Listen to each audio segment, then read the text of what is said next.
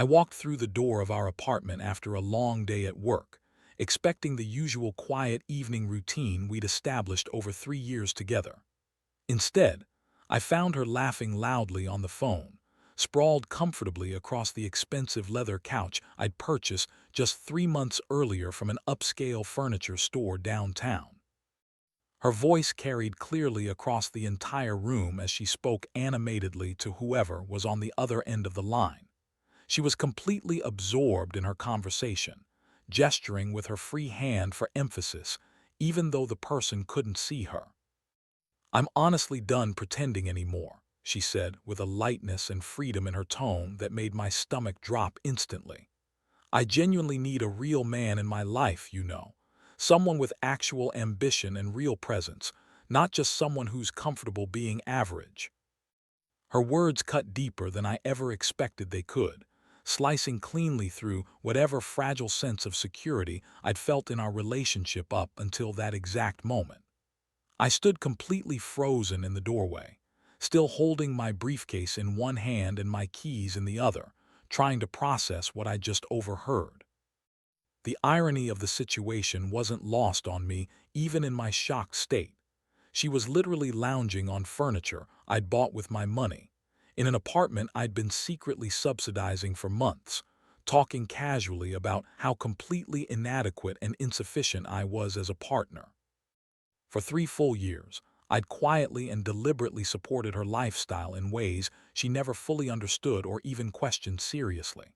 The designer handbags she carried so proudly to brunch with her friends, I'd carefully arranged those purchases through anonymous gift cards mailed to our address. The weekend getaways to expensive beach resorts she posted about constantly on social media, funded entirely through investment accounts she didn't even know existed in my name. The European trips she loved to brag about to anyone who would listen, all made completely possible by my careful financial planning and the passive income I'd built over years. She assumed everything came naturally from her own modest savings account or perhaps from some mysterious secret admirer she'd occasionally joke about with her friends. She never asked too many questions about where all the money actually came from, just accepted the comfortable lifestyle as something she naturally deserved through her own hard work and success. Seeing her complete and utter disregard for me now felt like a physical punch directly to my gut. I'd kept my actual financial situation deliberately private and understated. My substantial investment income and several profitable side business ventures weren't something I advertised to people, preferring instead to live modestly and quietly in most visible areas of my life. She knew I had what seemed like a decent middle-class job, but had absolutely no idea about the significant passive income streams that actually funded our very comfortable existence together. The following days brought a noticeable pattern of subtle slights and dismissals I'd previously overlooked completely or rationalized away as stress or bad moods. Obvious eye rolls when I'd suggest a weekend plan we might enjoy together as a couple. Pointed comments about desperately needing to be with someone with real ambition and actual drive, delivered with a dismissive little laugh. Casual dismissals of my legitimate work achievements, as if they meant absolutely nothing compared to whatever fantasy life she was apparently building in her head. Every single word became a sharp reminder of how little she actually valued me as a person and partner. I was clearly useful for providing stability and financial comfort, but apparently not worthy of genuine respect or appreciation. The realization stung far more deeply than I wanted to admit to myself or anyone else. "You're so incredibly predictable and boring," she complained one evening when I suggested we cook a nice dinner together at home. "Don't you ever want anything more exciting than this suffocating routine we're stuck in?" I smiled politely and said absolutely nothing in response, already beginning to formulate a plan in the back of my mind. If she desperately wanted more excitement and adventure, she'd soon discover exactly how much more she'd been taking completely for granted all this time. But I wouldn't reveal any of that yet. Patience and careful timing were absolutely essential. She spent increasing amounts of time glued to her phone, constantly texting and smiling at messages she would never share with me anymore. She started spending noticeably more nights out with friends, leaving me alone in our increasingly empty apartment to wonder if she was actually meeting someone new and exciting. Her text messages became noticeably sharper and more demanding in tone when she did bother to communicate. She grew increasingly careless about my feelings or schedule or needs. "I'll be out late again tonight," she'd text without any explanation or context. "Don't bother waiting up for me." When I'd ask basic, reasonable questions about her plans or who she was meeting, she'd respond with immediate irritation and defensiveness. "Why do you need to know absolutely everything about my life? Can't I have my own space and independence?" I realized pretty quickly she was deliberately testing how far she could push me before I'd finally react or push back, seeing what boundaries she could cross without facing any real consequences. Each test was carefully designed to gauge my limits and establish her complete independence from any obligation to consider me. I continued quietly covering all the bills, funding her spontaneous trips with friends, and handling the little indulgences she'd grown completely accustomed to receiving, all while she sneered openly at my supposed limitations and lack of excitement and ambition. Friends noticed she'd become emotionally distant from me, but she framed it publicly as being independent and strong. In truth, she had absolutely no idea whatsoever who was actually keeping her comfortable and funding the lifestyle she flaunted so carelessly on social media every single day. One particularly difficult night, she complained openly and bitterly about my boring ideas and hinted strongly at meeting a wealthier, more interesting man through her professional network recently. Someone who actually understood her in ways I apparently never could or would. I stayed completely silent, letting her hurtful words hang heavy in the air between us. Each insult she casually delivered strengthened my slowly growing resolve. The slow burn of my detailed plan had officially begun, though she remained completely oblivious to what was coming. She thought she was asserting her independence and showing strength. Really, she was systematically building the foundation of her own eventual downfall. I started documenting things very differently than before, not physically writing things down, but mentally cataloging every single dismissal, every casual betrayal, every assumption she made about her own success. The full picture was becoming increasingly clearer. She wasn't just dissatisfied with our relationship anymore. She was actively plotting my complete replacement. "I met someone really interesting today at a networking event," she mentioned casually over dinner one evening. "Someone who actually understands real ambition." I nodded slowly and asked polite, interested questions, appearing supportive even as I mentally added this significant revelation to the growing list of evidence. She took my calm response as indifference or perhaps acceptance, which suited my purposes perfectly for now. I started observing her habits and patterns much more carefully, the people she met regularly, the places she frequented, the plans she made without including me anymore. Every single detail added useful information to the bigger picture forming clearly in my mind. She wasn't just casually dadding around or exploring options. She was methodically working to find and secure my replacement. The documentation wasn't physical yet, no notebooks or files. Just extremely careful mental notes about timelines, obvious contradictions in her stories, and clear patterns in her increasingly suspicious behavior. I knew eventually I'd need concrete evidence for the confrontation, but for now, careful observation was sufficient. She became progressively bolder in her dismissiveness toward me, openly criticizing my appearance, my career choices, my personality traits.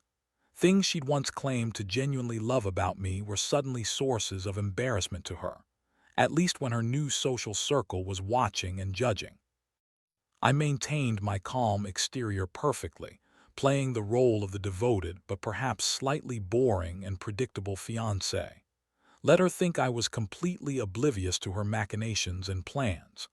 Let her believe she was cleverly planning an exit strategy I couldn't possibly see coming. The truth was quite different.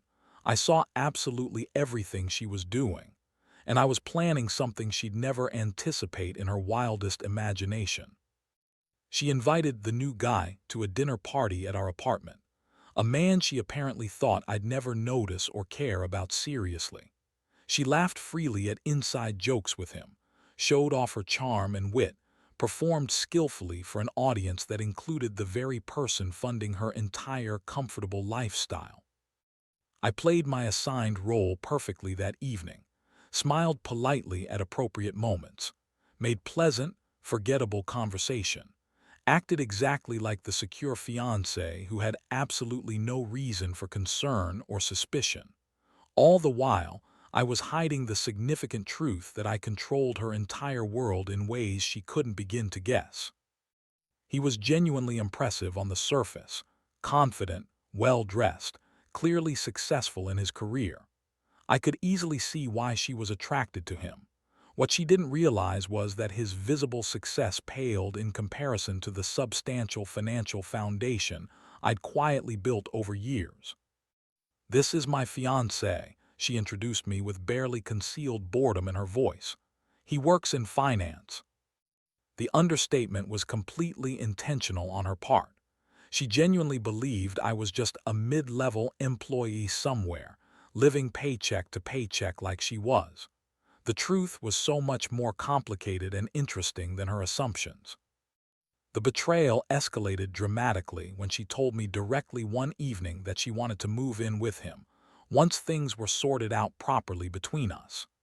She delivered this relationship-ending news casually, like discussing a simple change in grocery stores rather than ending our 3-year relationship. I pretended not to fully process what she was actually saying, asked a few confused questions, appeared hurt but not angry or threatening. The performance was critically important. I needed her to believe I was devastated but ultimately passive, heartbroken but accepting of her decision.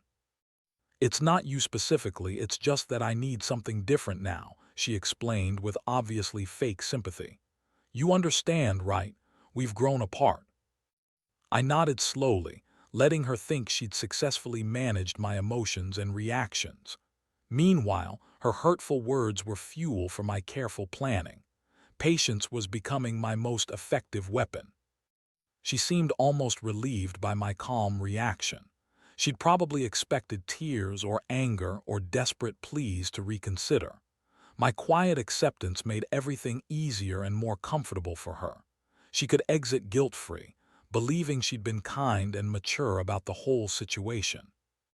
What she didn't understand at all was that my calm came from certainty and control, not defeat or weakness.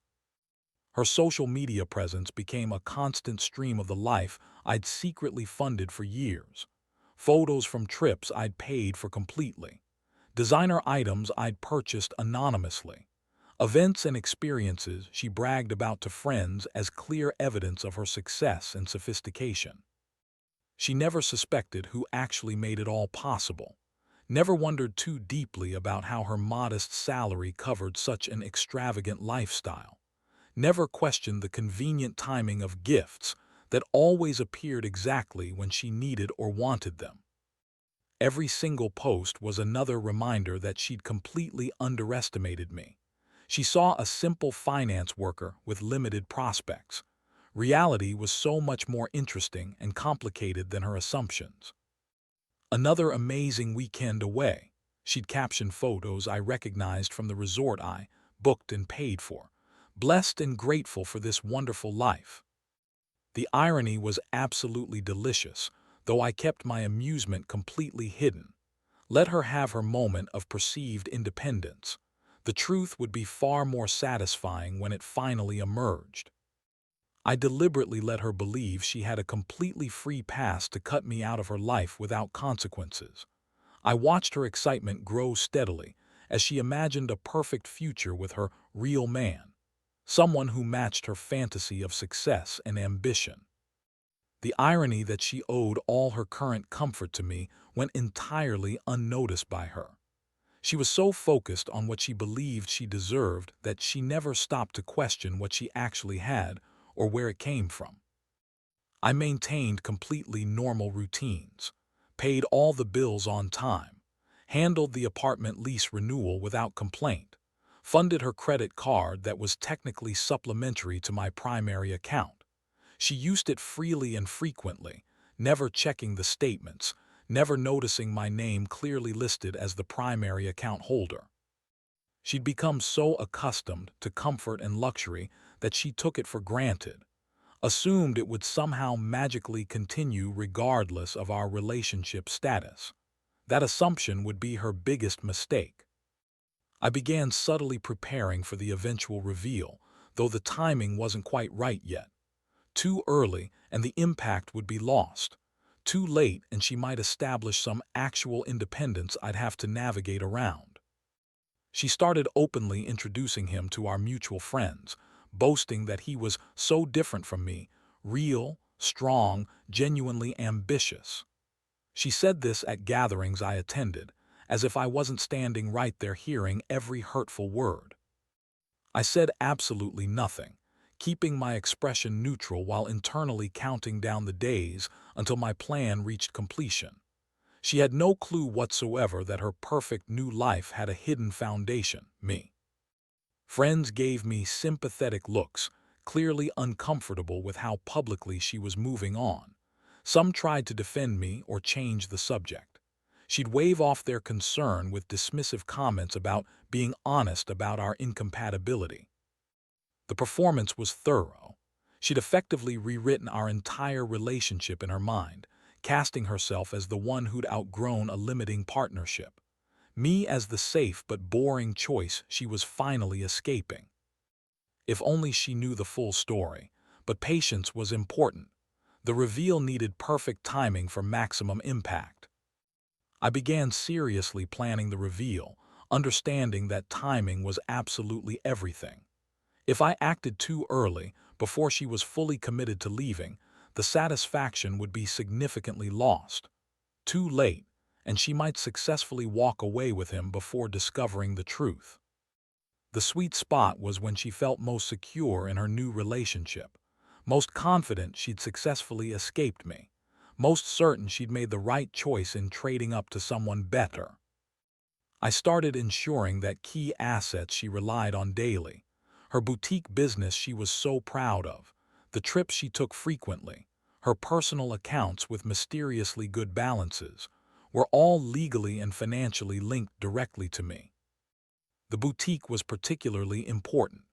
She'd bragged constantly about being a successful entrepreneur, but the substantial startup capital had come from me through a deliberately obscure investment structure. She genuinely believed she'd built it entirely herself through hard work and determination. Legally and financially, she couldn't touch any of it without my explicit approval. But she had absolutely no idea about the strings attached to her supposedly independent life. Meanwhile, I continued living normal life, carefully playing the role of the oblivious, hurt fiancé who was slowly accepting being replaced. She grew increasingly bolder, openly flaunting her flirtations and her assumed independence from me. Each arrogant move on her part tightened my grip on the carefully constructed plan. She was walking directly into a trap she couldn't even see forming around her. "I'm having dinner with him again tonight," she'd announce casually while getting ready. "Don't wait up for me." I'd simply nod and wish her a good evening. My calm acceptance seemed to confuse her slightly. I think she expected more jealousy or anger, but my reactions were calculated. I needed her confident and careless. She stopped hiding her phone entirely, stopped making elaborate excuses, just openly lived her double life while still technically engaged to me. The disrespect was absolutely stunning but useful for my purposes. Every boundary she crossed was another piece of evidence I could potentially use later, another clear demonstration of her true character and priorities. She invited him to a special weekend getaway, excitedly bragging to friends about how everything was already perfectly arranged and planned. She assumed she'd planned and paid for it herself, using what she believed was her own money and her own resources. She had absolutely no idea the resort was booked using accounts I controlled completely. The rental car was on my credit card. The spending money in her account had been transferred from my business just days before. Every single detail I'd quietly curated over months was coming together perfectly according to plan. "This is going to be amazing," she told her friend during a conversation I pretended not to overhear. "A real romantic weekend with someone who actually appreciates me for who I am." I mentally added the weekend expenses to my careful accounting records, every expense meticulously documented, every receipt saved digitally. The evidence was growing into an undeniable pile of proof. She packed excitedly, humming cheerfully to herself, already mentally checked out of our relationship completely. I watched her prepare for the trip and felt nothing but cold certainty about what came next. I started dropping subtle hints to mutual acquaintances, carefully planting seeds that I had influence and resources she didn't suspect at all. Not obvious statements that would get back to her, just small comments that made people curious and confused. "Oh, the boutique. Yeah, I helped substantially with that initial investment," I mentioned casually to her business associate at a party. "The Europe trips, those were fun to plan and arrange," I'd say to a friend who'd gone with her on one. They'd look confused, clearly having heard completely different stories from her about her independence and self-made success. But they'd whisper back curiosity and excitement about the contradiction. The tension began building without her noticing anything amiss.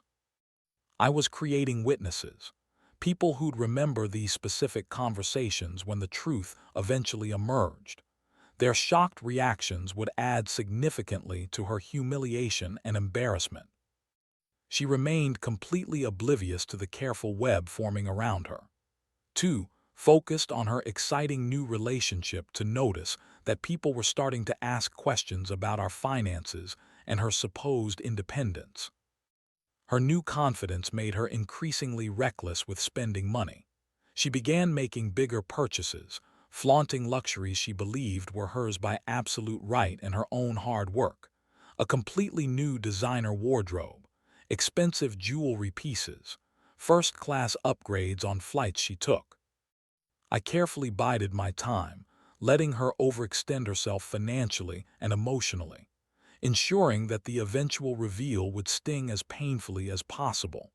Every extravagant purchase was being carefully tracked and documented. "I'm treating myself because I've earned this," she'd say proudly to friends. "I work hard and deserve nice things." What she'd actually earned was a devastating wake-up call about reality, but that was coming soon enough. The credit card bills were becoming substantial, all in my name. Though she'd convinced herself the supplementary card was somehow independent, the monthly statements showed a lifestyle that far exceeded her actual modest income. Simple math would have revealed the impossibility of her claims, but she'd never bothered with simple math or basic financial planning. Finally, the much-anticipated weekend getaway arrived.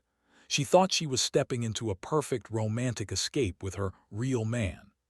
She packed her finest clothes, got her hair done professionally at an expensive salon, was practically glowing with excitement about the trip. I remained carefully in the background, silent and observing, watching the narrative she'd spun for herself play out. Playing the sad, abandoned fiancé one last time before everything changed dramatically. "I'll be back Sunday night," she said without even looking at me directly. "We need to talk seriously when I get back, really talk about our future and what's next." I nodded agreement calmly. We definitely needed to have a serious talk, just not the conversation she was expecting at all.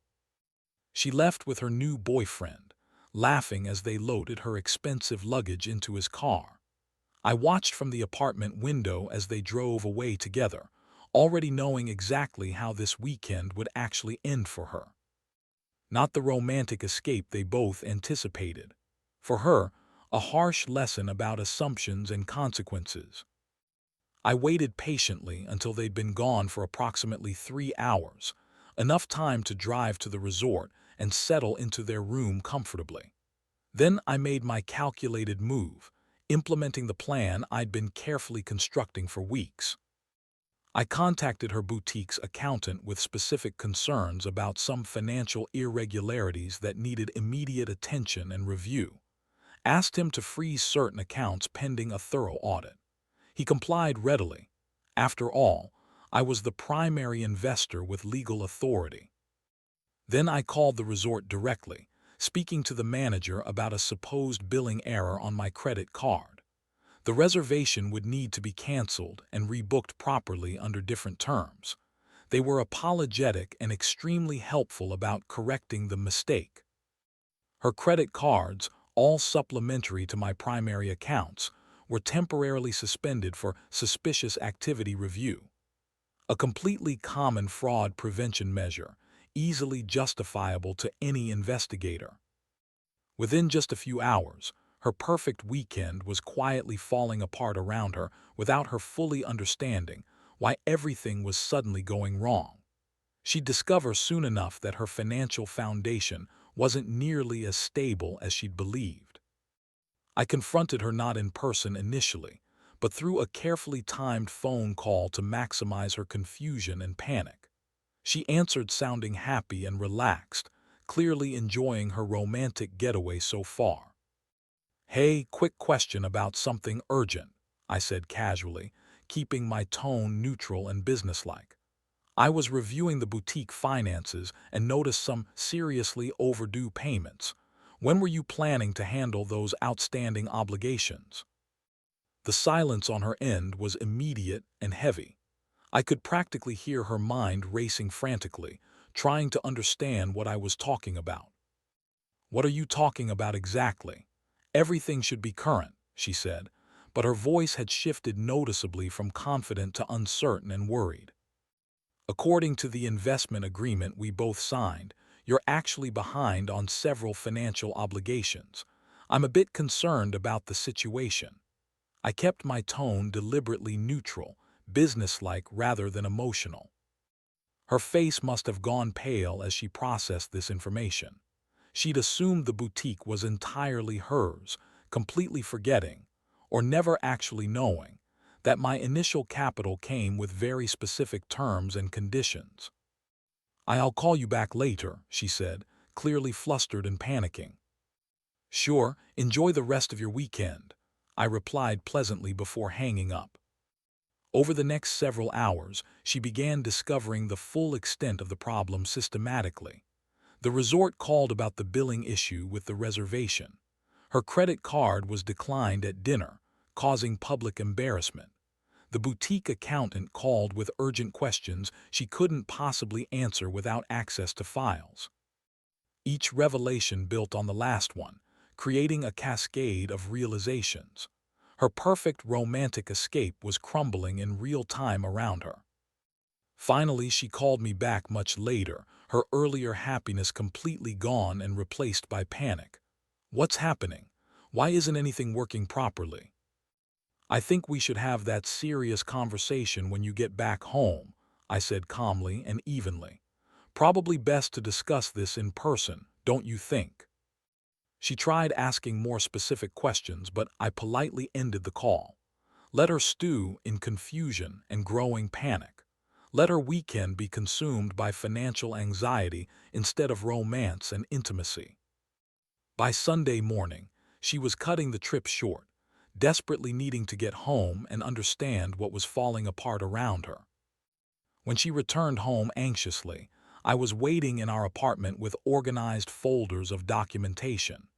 Bank statements, investment agreements, credit card records, receipts for 3 full years of gifts and trips. I revealed methodically and calmly that every European trip she'd taken, every designer gift she'd received, every luxury weekend getaway, had been funded directly or indirectly by me.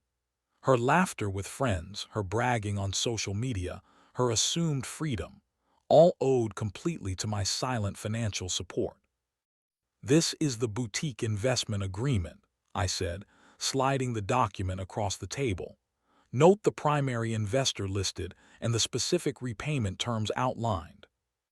Her hands shook visibly as she read her own signature on contracts she'd apparently signed without reading carefully at the time. "These are the credit card statements for the supplementary card you use regularly. Note the primary account holder name clearly listed." Again, her face went noticeably paler as reality crashed down. "And these are receipts for various gifts, trips, and expenses over the past 3 years, all traced back to accounts I control completely." The pile of evidence was overwhelming and absolutely undeniable.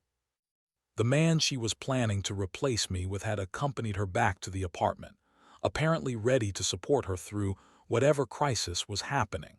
When he realized the full truth alongside her, that she'd been completely financially dependent on the man she was actively leaving, his expression changed dramatically and immediately. He left almost instantly, the fantasy of a new relationship with an independent, successful woman evaporating in mere moments. She stared after him in shock, speechless, watching another future disappear before her eyes. "Wait, please," she tried calling desperately after him, but he was already gone, walking quickly to his car. She turned back to me, her expression cycling rapidly through shock, embarrassment, anger, and finally desperate pleading. "We can fix this. We can work this out together. I made mistakes, but—" I held up my hand firmly, stopping her mid-sentence. "You called me boring repeatedly, said you desperately needed a real man, dismissed absolutely everything about me while living comfortably off my financial support." My voice was calm but firm and final. "There's nothing to work out between us anymore." Her excuses and desperate apologies fell completely flat. I methodically showed her every receipt, bank statement, and legal document proving the extensive nature of my involvement in her supposedly independent life. She couldn't argue with physical evidence laid out so clearly. Every word she'd said about needing a real man came back to haunt her painfully as she realized the real man had been quietly supporting her all along. "I didn't know about any of this," she tried weakly. "You never told me about the money or your involvement." "You never asked where it came from," I replied simply. "You just assumed you deserved it all naturally." I explained the next steps clearly and without emotion. The boutique could continue operating normally, but she'd need to officially acknowledge my investment and begin proper repayment according to the original terms. The apartment lease was entirely in my name. She'd need to find new housing immediately.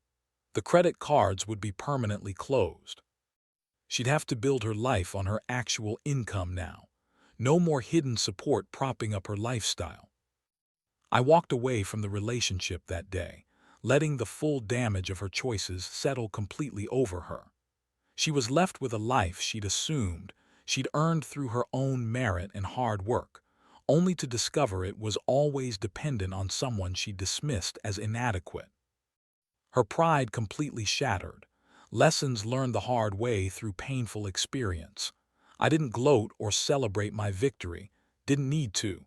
The truth was painful enough without any embellishment from me.